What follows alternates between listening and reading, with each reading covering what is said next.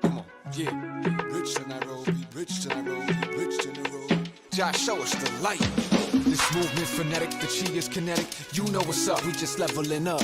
Eternal life, children of light. Blessings upon you, the truth and the pride. Women heal earth, cherish your worth. Get us back on track like we birth.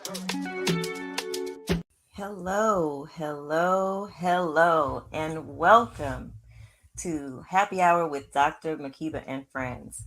I am Dr. Makeba, and I am all for love.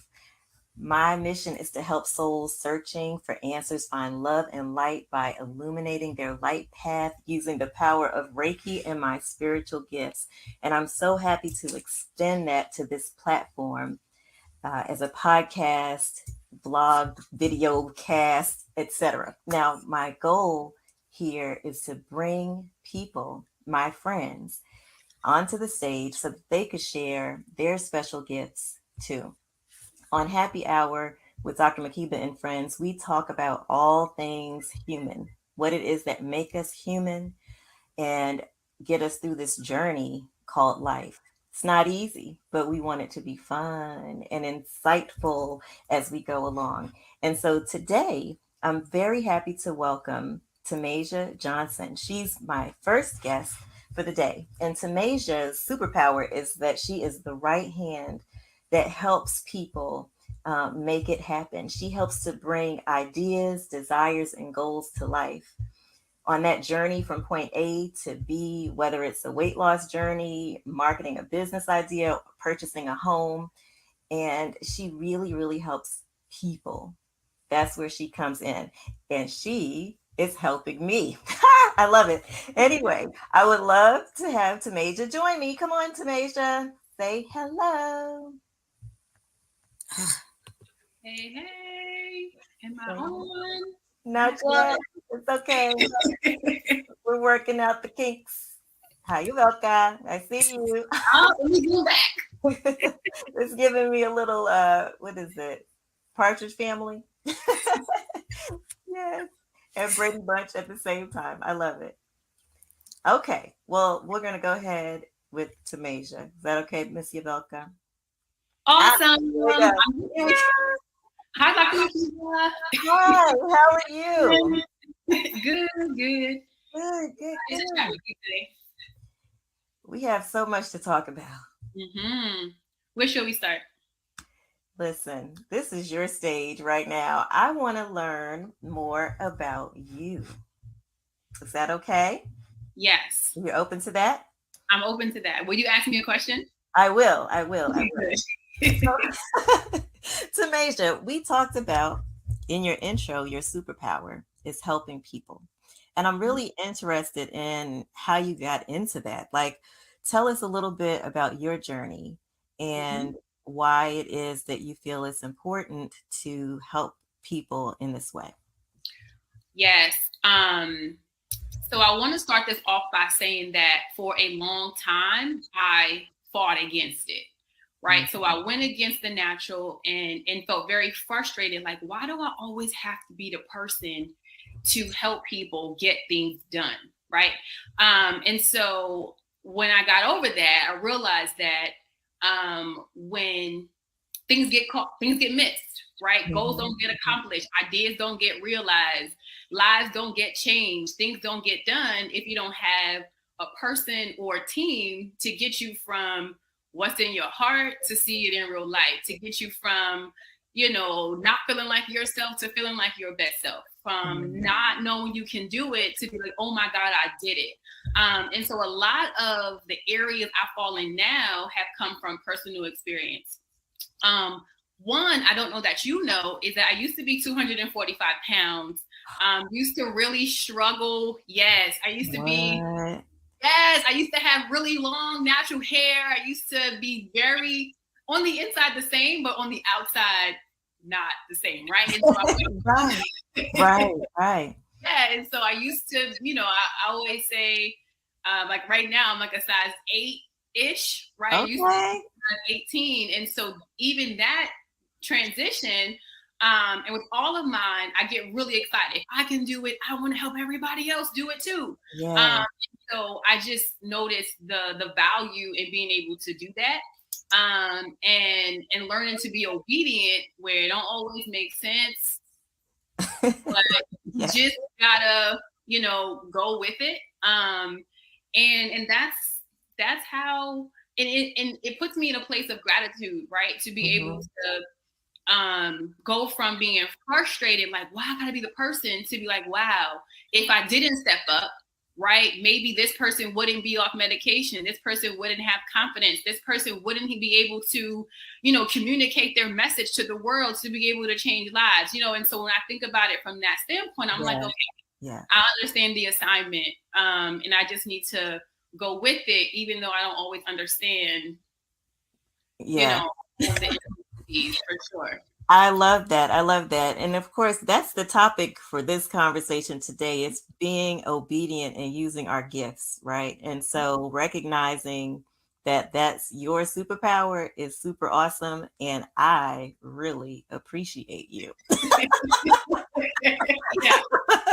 I really appreciate you for that. And so I'm happy that you have presented yourself to help me. I mean, I think it's a cool story how we met. And so I'm going to share that real quick because it was very much out of the blue.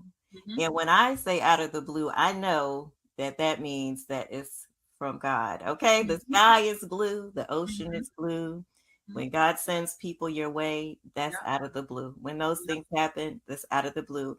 And so meeting you that fine day a few months ago, I had no idea that you were going to be helping me to establish myself, helping me to put some language around what it is that I'm doing, because I've been called to do some big work, as you know. There's like 25 streams of things that I'm trying to do. And you're like, but wait, we need to focus. So I want to kind of turn it over to you so you can ask me some questions and go from there. Okay. And so I'll share a little bit about how we met and how it worked, and then translate into the question, right? And so those of you who are listening, we have that feeling in our intuition where it's like, I went to this thing, I don't know how I met this person, and now here we are in this place, right? And then that person, or both of you, your lives get changed in some way where you had no idea, right? And so I'm thankful that although I'm learning about Reiki by working with you and you sharing all that you have, or what has been planted in you to put out into the world. And so that's what I want to kick it off with, right? And so if you had to just tell the people who are listening, what is it that you have been called to do beyond the Reiki part, beyond the energy part, so that you can do what you've been called to do in this world? Yes. Thank you for the question. And there's some listeners out there that I don't even know about the Reiki piece, right? But it is a major component of this transformation that I've experienced over the past year.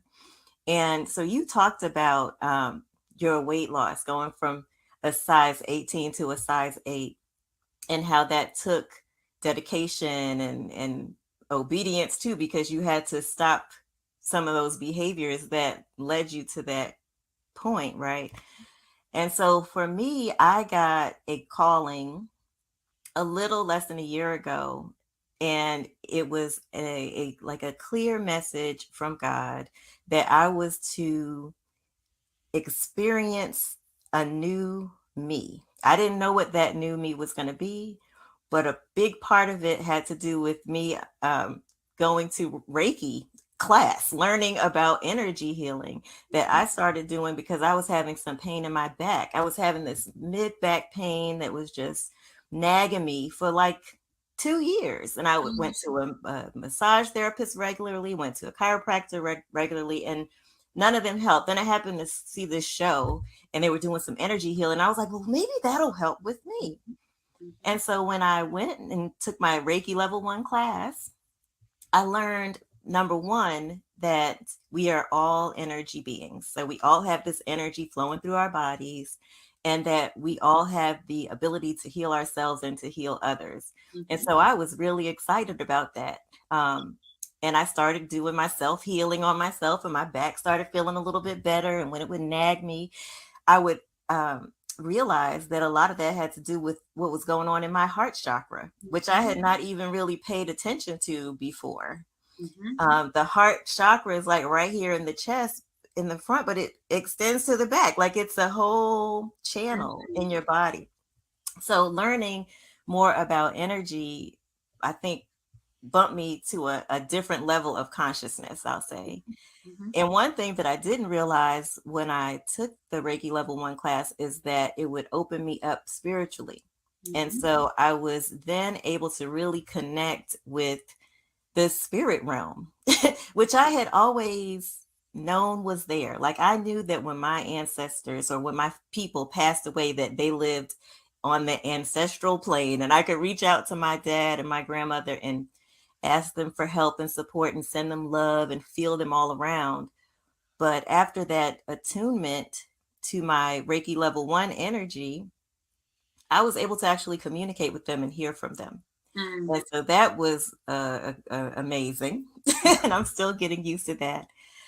But I also, very shortly after the attunement and the connection with my ancestors, received messages and downloads and lots of information about what the future held for me. And it was very comforting, but then also very scary, because it told me, yeah, I heard, well, and this happened like back in early 22, February 2022, I heard by July of 22, you're going to open a healing hand center, and it will be called Dr. Makeba and Friends. And I was like, but wait, I just learned Reiki a week ago. How am I going to do that? I have a full-time job. I am a healthcare executive. That's what I do. And I heard very clearly that that was my calling, that I was to spread love and light, that I would do that through Reiki, that I would also be a writer. I would publish books. I would meet people who would come into my life and who would be great friends. I will be advised by my ancestors, by my spirit guides, by God, by Jesus, Buddha, Muhammad, like all of them. And I'm doing this because I feel surrounded and held by them. So, long story short, try to shorten it a little bit. Happy Hour with Dr. Makeba and Friends is part of it. It's part of the calling. So I'm called to do this Reiki energy work to ignite the light in people, right? So I stamp my finger and I help people's chakras get back into alignment, but then they have to do the work. So a lot of it is about self-care, self-help, pumping up the energy in folks. That's one thing. I have to write. I have to share my words so that people can hear and be inspired and learn from my story. The other thing is inviting people like yourself to come onto a platform like this to talk about how you help humanity, how you hear from God, how you are obedient to what you know that you've been called to do. And, you know, there'll be lots of people who come on this program from all walks of life. And the goal and the idea of that is to show folks that we're all connected. So the way that I met you was very much on purpose. It may have seemed out of the blue, but we know what that means, right? And so now that our paths have crossed, we are going to be bigger and better together. And so that's what it's all about. And so I want to, we talked about this before, if you had to share, you know, what is love and light? What does that look like? What does that feel like? How does somebody know if they need some love and light, right? Or how does someone know they don't have enough love and light? And what are some things that they can do to, you know, have that essence that you talk about? Yeah, I love that question because in my mind, it's like totally clear. Love and light. Who doesn't know what love and light is?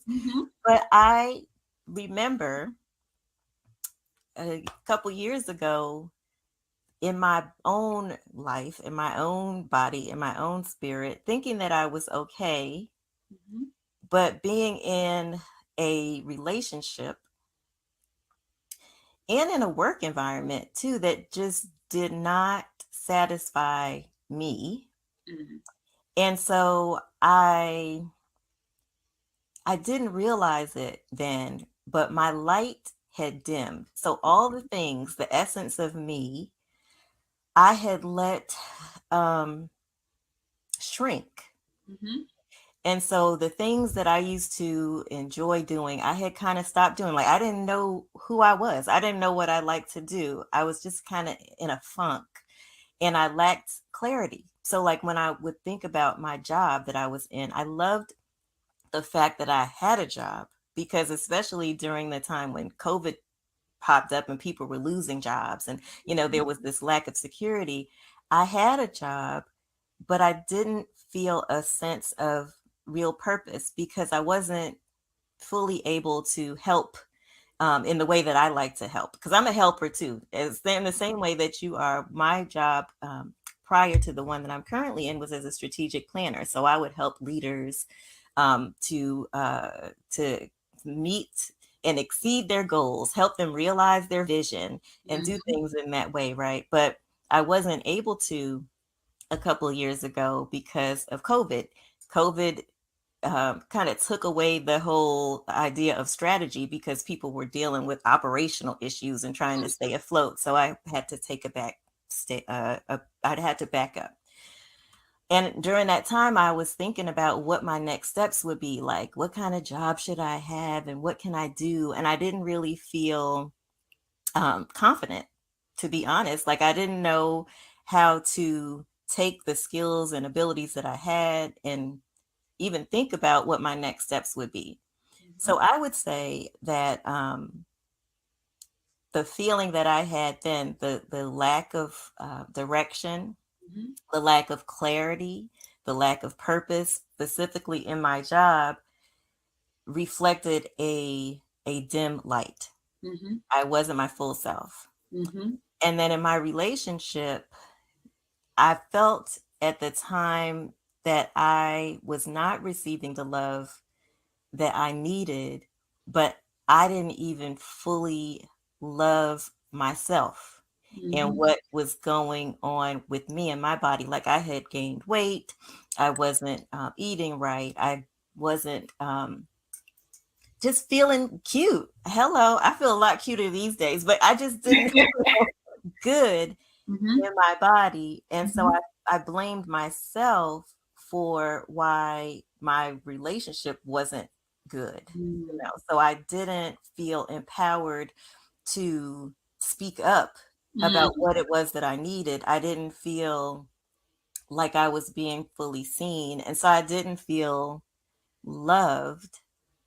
But the love that I'm talking about now, the love that I feel that people need to strive for, is that love of yourself. Because when you love yourself enough, it doesn't really matter what's going on around you, because you know what you need, you know what you want, you know what you deserve. And so you don't take shit, for lack of a better word. And when you are fully in love with yourself, and when I say that, I'm not saying that in an arrogant way. Like you don't want to be an arrogant jerk about your self-love, but you want to be compassionate and loving and respectful of yourself. And when you are there, when you feel that, then you attract a different kind of love experience from the outside. Mm-hmm. So that's the love and light that I'm talking about. Mm-hmm. And for me, it's very warm and very fuzzy. Mm-hmm. Mm-hmm. And so we talked about this part too. And so what now that you know what you know and you've experienced what you've experienced, what would be some initial steps someone could take to, maneuver their way back to more love, more light, tapping into that power? Got you. I love your questions. Yeah, and y'all, those of you who are listening, I kind of know the answers, but I want Dr. Makeba to tell y'all what the answers are. You're very good at getting it out. That's thank you. Okay. So the number one thing that I always recommend to people is that they pray and meditate. Here we go. Pray and meditate. Pray and meditate. And if you don't believe in God, a higher power source, the creator, the universe, or whatever, the prayer could be a prayer to your higher self that you want to see the light. You want to see the light. You want to feel the light. You want to be the light. Because if you put it out there, it's like manifestation, right? If you write something down, it's out there, and then you can get closer and closer to it. So you pray. I want to add one thing, because when we pray, we also got to be obedient, though, right? And so where does that fall into all of this as well? What would you say? So that comes with the meditation part, right? Okay. So the prayer is us talking. God is who I pray to. God, please show me the light. Please show me the light. I know the light is within me. I know the light is surrounding me, but God, please show me the light. And then I meditate. So the prayer and meditation are aligned, because at that point, then I breathe and I ground myself and I listen. And I think that's what a lot of people miss out on, that pause, that listening, that waiting to hear and receive.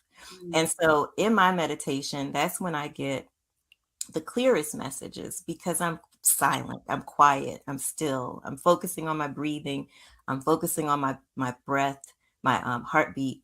But that's when I can really hear the voice within, and the voice of my spirit guides and ancestors and God. So when I hear and receive messages, sometimes they stick and I know what I'm supposed to do. Other times I write it down and I'm like, okay, I have to ponder this, because sometimes the messages are like, really? I'm going to do what, when, why, how? You have questions. But what I found is that when I listen, when I receive, when I accept, and when I'm obedient, that's when things flow. That's when things flow. So that it all ties together in my mind. Yeah. And what about if maybe, I'll speak for myself, and you just shared something that I didn't actually know. We know or have heard to pray, but then just now you mentioned that the meditation is where we need to listen. Yeah. And so I just realized, I'm like, maybe I'm doing this thing out of order, right? I mean, I'm meditating, but I'm like, I should have prayed first so that I can meditate and listen. And in that way it all, kind of flows together. Yeah. But what would someone do if they're not hearing anything, or they don't like what they hear? They don't understand how to decode what they hear, or what they're feeling. What would someone then do? Okay, well, so that's number 2, right? Number 2 is to really explore and figure out where you can draw knowledge and information, where you can draw support. And I am a person that can help with that. So with Reiki energy healing, I'm able to tap into people's energetic bodies and auras and help align them where they're blocked, because sometimes you can't hear, see, feel, know, because your chakras are out of alignment. And so you come to someone like me who does Reiki. I can use my energy to help move your energy to open you up so that you can receive better. Right. And so when you leave my space or my table, and I do Reiki on Zoom, I can do it by phone. There's, distance Reiki is really a thing. It really works. Or you come into my studio, we talk and we do Reiki on you. But the key is when you leave, you have to do your own self-care and your work and your follow-up. Follow the recommendations. 9 times out of 10, I'm going to say pray and meditate every day, twice a day. Practice. If you don't know how to do it, reach out. I have a meditation group that gets together several times a week. So you can dial in on Zoom and meditate with us. A lot of times I'll tell people to implement some kind of energetic self-care. So if the issue is in the third eye or in the crown chakra, you'll use your hands and do various positions to try to balance the energy flow in those areas. If you want to learn more about how to do self-care, or even how to help others, right? Your family members, your friends, your pets even, you can take a Reiki level 1 class. If you want to take that a little bit further, you can take a Reiki level 2 class and just learn what it means to move the energy. And it's so empowering. I totally recommend it. Even if you don't want to do it for a living, like you don't have to have a Reiki practice to be a Reiki practitioner. You don't have to, sell your services. You just really, the main thing, the highlight, I think, is doing self-care and being able to get yourself back in order if you're off for whatever reason. Now, if you don't want to learn Reiki, and I don't know why you wouldn't, you can always come back to me and I can help. But my goal for my clients is to help them to be able to balance themselves, to take care of themselves so that they can help others. That is part of my mission in terms of spreading the love and spreading the light, because me knowing how to do it is going to help only a certain number of people. But once you learn how to do it, you can help more and they can help more. And it just spreads and spreads and spreads. So that's the goal. That's the goal. Good.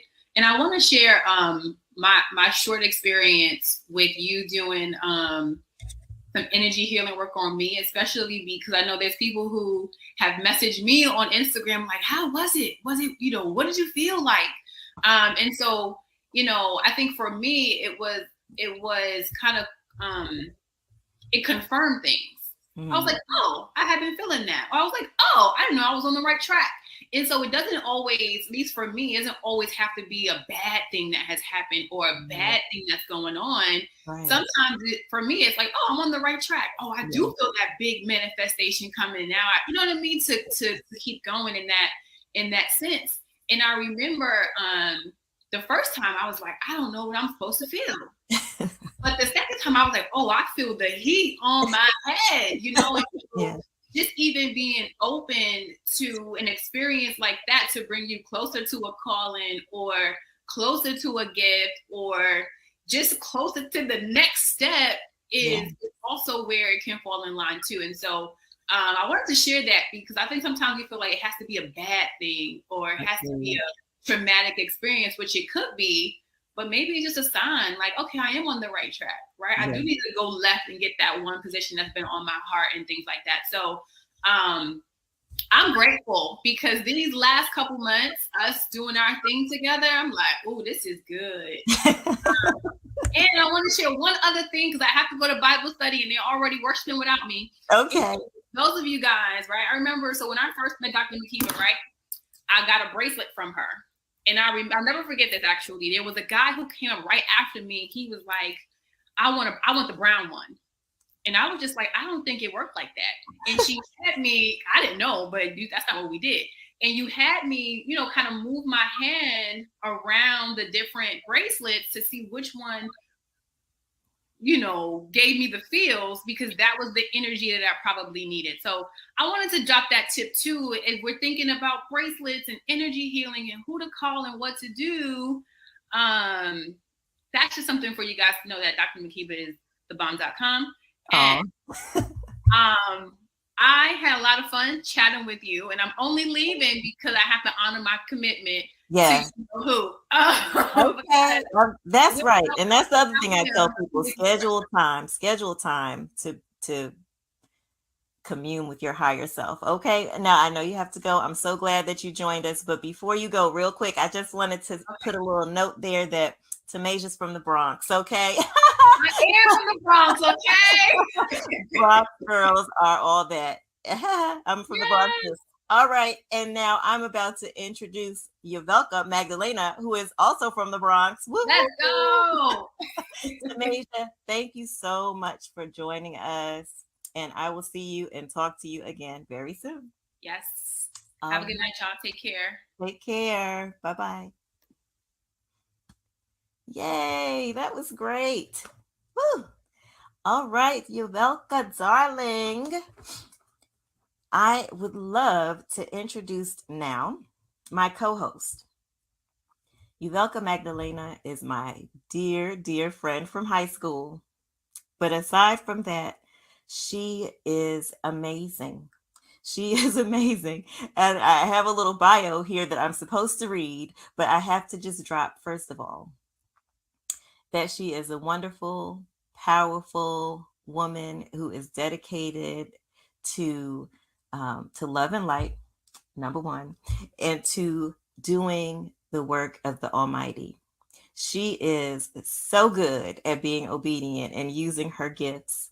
And her primary gift, I would say, is that she just really wants to help people navigate the spaces of grief, loss, and death.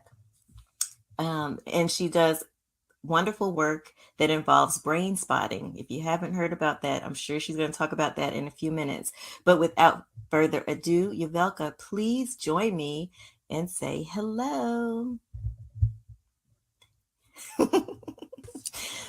Boogie Down Bronx in the house. Okay. Every day, all day. Yes. Hello. Hello. Hi. I just want to take a minute because I feel like, this is a little transition point. There's a lot of love, and I want to just recenter us a little bit. So I have a little sound bowl, and we're going to.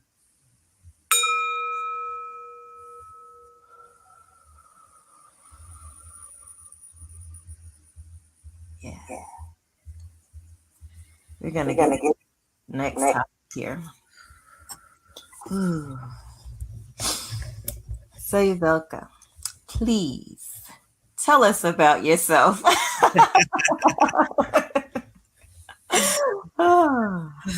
know. Where do you start? There's so much, but tell us about you.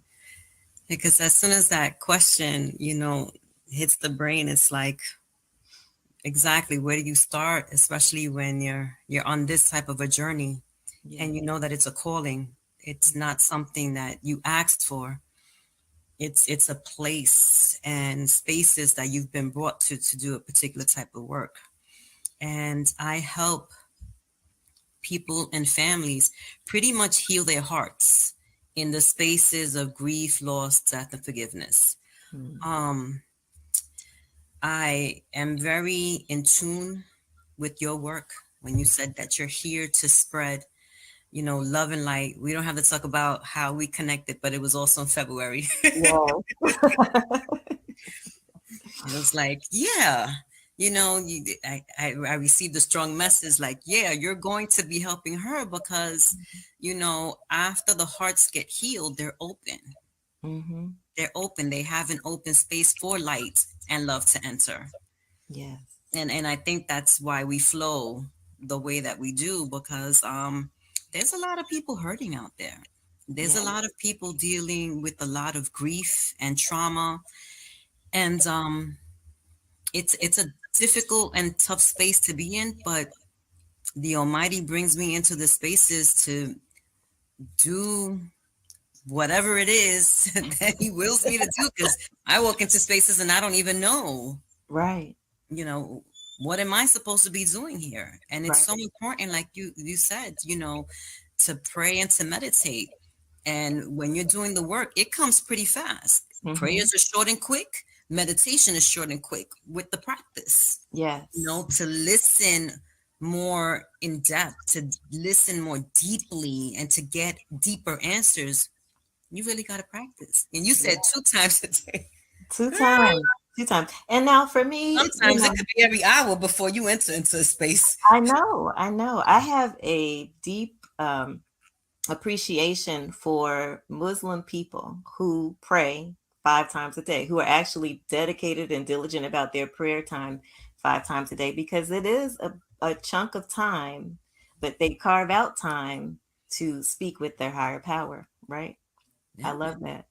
Yeah. So I do want to add, because we have known each other since high school, but it's not like we were in touch all those number of years. Like, I won't say how many years it's been. It's not like we were in constant touch, but we were connected on different social media platforms and things.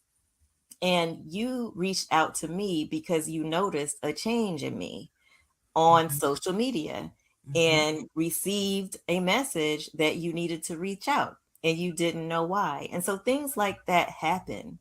And I noticed that they happen even more frequently now that I'm rolling in these circles, which you have been in for many, many, many, many years. Yeah. Now, you did say that you've been doing this work, but you didn't mention how long and when you noticed that you've had these abilities. And I don't want to age you, but I want you to share a little bit about how you started, how you got started. I've been in death work since I was 18. It took me a long time to even say that because such a stigma, you know, when people hear the word death, they want to run. When people hear that others are comfortable in the death space, there's something wrong with them, Right. you know. And I entered this space just to help a friend. Yeah. At that age, at 18, you know, I had a lot of friends having babies, Yeah. you know, and some of my friends had babies 15, 16, 17, depending on, you know, their background, you know, whatever their circumstances is. And a friend of mine had a daughter, and her daughter died. I mean, her dog died, excuse me. Her daughter did not die. Her dog died, and she stopped speaking. So while I was thinking about her, I was like, how can I help her? Yeah. And I came across this doctor in New York, and he was doing, he passed away during COVID, you know, may he sleep in peace. But I came across his training, and his training was for navigating the pet loss, pet grieving. Like, Yes. oh, you know, Yes. that's what I'm going to do. And, you know, I went through all the things, and he was tough. He was tough. And just helping her daughter have her rituals and ceremonies, that doesn't mean that you're worshiping demons. You know what I mean? Right. That's just something that you do. Rituals is practices you do all the time until they become second nature. You know, ceremonies are like celebrations. They don't necessarily have to be calling in anyone other than the Almighty. Right. You know, so it took a while, you know, to get those definitions down, because everybody's gonna teach her rituals, you're gonna teach. And just in that process of me learning during that time, and just learning and teaching her at the same time, so we were both students, it made her speak, because she wanted to know why I was doing what I was doing. You know, this, and it was cool because we had the cartoon, like, all dogs go to heaven. All dogs, really, you know, what's heaven? And when you don't know, you know, how can you give a definition of heaven, you know, when you're new at this yourself? Yeah, you know, we went to Catholic school. We went to, you know, we had an idea of one faith, but it's so different, you know, because as the time went by, I started getting more in tune with other faiths, and, you know, how they view death and how they navigate certain spaces. And I mean, I can go on and get lost in the story, but my beginnings were there. My beginnings was to help a little girl.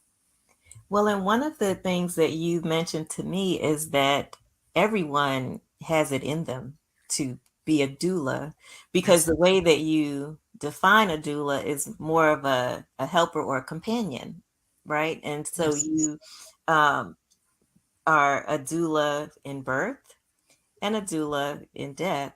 And from my perspective, the birth doula, you're birthing new life into the earthly realm. The death doula is birthing life into the afterlife, right? So it's all birth depending on how you define it. And on the front end, with the birth to the earth, there's a happiness that surrounds that because, you know, the people that are here on this earth are really excited about this new life. Um, and when people die, when their time on this earth is finished, it's sad. You know, people are like distraught. And of course, I fully understand that it makes sense because you don't have their physical presence anymore. But I think that part of the value of a doula is that you can help people navigate their grief, and you speak to them in their own language. And so you can help them get through it. Now, for me, I believe that once they pass over to the next life, you can still communicate with them, right? Like that's one of the things that I want people to understand from my perspective. But for those who don't believe that, death can be even harder to accept because you feel like it's a finality to it. So But it anyway, still leads to the end, you yeah, know.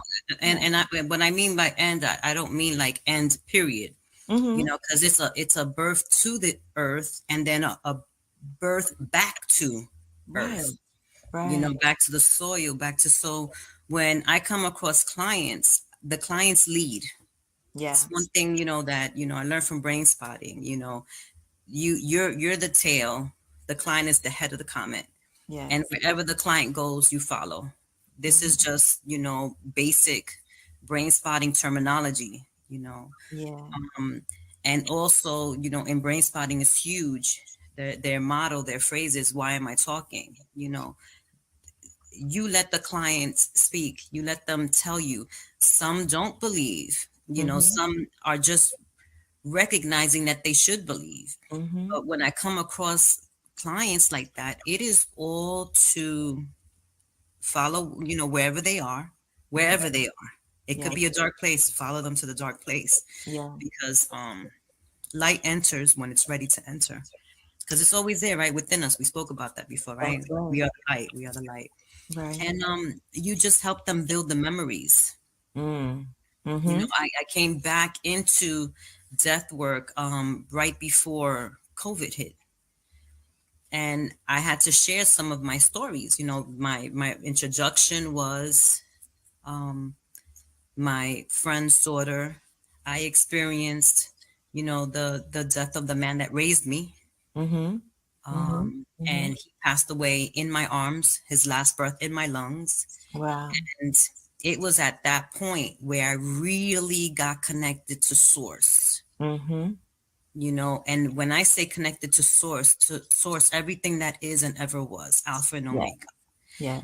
Then in that reconnecting and recognizing, that's when the practice came in, because the practice really is building a relationship, a one-on-one. You don't need to walk into a man-built temple. You don't Right. need to walk into a man, you know, just us right now, we're in church, Right. When two or more gather. you Mhm. know, and Yeah. it's just building that relationship. So that way, when you're listening, you know what you're listening to, because Yeah. there's a lot of whispers in the wind. Yes. You know, you just need to know, you know, what is that for you, and get guided by that, you know. And I say get guided by that, but you know, it's work. It's your Right. mindset, it's your heart set, it's your soul set. It's a lot of work. Yeah. So we definitely will be talking much more about your work as a death doula and as a brain spotting practitioner in episodes to come because that's very, very critical Oh, and I and need to crucial, say right? death doula, but not palliative care. I Right. help. It's in birth. Yeah. You know, I'm not a medical provider, so I help the Yeah. midwife. I don't catch babies. And Right. as a death doula, I am not a palliative care worker. to administer any type of medication, but I do help. I assist on the extra hands. Yes. Well, so in addition to those things, you also are a coach for other folks that are working in spiritual business and other types of business as well, right? Entrepreneurs, getting them going. The business startups and rebranding, yes. Yes. And so you're helping me in that area, lots of other of our good friends as well. And you are co-hosting Happy Hour with Dr. Makeba and Friends. So thanks and praise to the Almighty. Oh, yes. And I think initially you thought you were going to be in the background, but absolutely not. Absolutely You not. called me out. I was ready. You have too much to share because, the whole premise of this show is to talk about all things that make us human and get us along this human journey. And you do work from birth to death, the continuum, right? And the afterlife as well, because you are connected. We're all connected. We know, the two of us know, that there is a cycle, there is a circle, and there are things that happen during this earthly journey along the way between the birth process and the death process that we're going to get into. We're going to be talking about things like race, gender, religion, sexuality, all those things that people say, are you sure you want to talk about that? And the answer is yes, because it's important. It's important in terms of my mission, because one of them is for sure to help people understand that we're all one, we're all in this together, we're all light. Our only job here on this earth is to love each other and not to judge each other. And so we're going to get into various hot topics and tear down those walls, those socially constructed walls that man has created to divide us, because they're not important, but they really are a pain in the ass. So we're going to be talking about those things with our friends. And to clarify, when we talk about Dr. Makeba and Friends, we may have some spirit friends that come in and talk to us as well. So be on the lookout for some messages from the divine metasphere, I'll call it, because they like to speak to me and through me. So, somebody might pop up. We never know. Now, Yuvelca, I would love for you to speak a little bit about your vision for Happy Hour with Dr. Makeba and Friends. You know mine. What is your vision for the show? Just a place where you can just let down that mask and let down the guard and just be present and open to truly network, to truly connect, and to truly make friends. Yeah. That's how I see it. I mean, in this world, we have a lot of folks that are very protected and guarded, or they're extremely sensitive. And in those spaces, right, where there's no communication, there's a confusion of things. We can't let what we want to say out and don't know how it's going to be received. Mm-hmm. So while we have conversations on these topics, I'm hoping that it gets people comfortable to have those conversations, to really see that this is human nature. This is a part of who we are, who we were, who we're going to be. Yes. So thank you. I love it. I love it. Thank you. I look forward to our weekly Wednesdays at 7. Very, very excited about what's to come. I expect to talk a lot about love, what it means, what you can do to build up your self-love. I expect to talk a lot about death and what it really looks like and how we should approach it, or we provide some advice on how to deal with grief and things like that. I feel like that's going to be a topic for us. I definitely want to talk about sexuality and how there are so many people out there that are not living as their full selves. And how can you love yourself if you can't be your full self? They got And that sacred why? chakra blocked. Right. And how can you be your full self if you're hiding it because of what you believe society might think about you? You know what I mean? So I want to actually dig into some of that stuff with folks in our coming episodes. So stay tuned, guys. Happy Hour with Dr. Makeba and Friends is going to be a fun ride. Bring It's your going to drinks. be very insightful. Bring your drinks. Not if you have a problem. Okay. If you have a problem, don't drink. Okay. We're Disclaimer. not. Yes. Have a little drink of coconut water. That's what I have. Okay. All right. So we'll see you. We'll be back here next week, same time. Talk to you later. Bye. Bye. Come on, yeah. Rich to Nairobi, rich to Nairobi, rich to Nairobi. Josh, show us the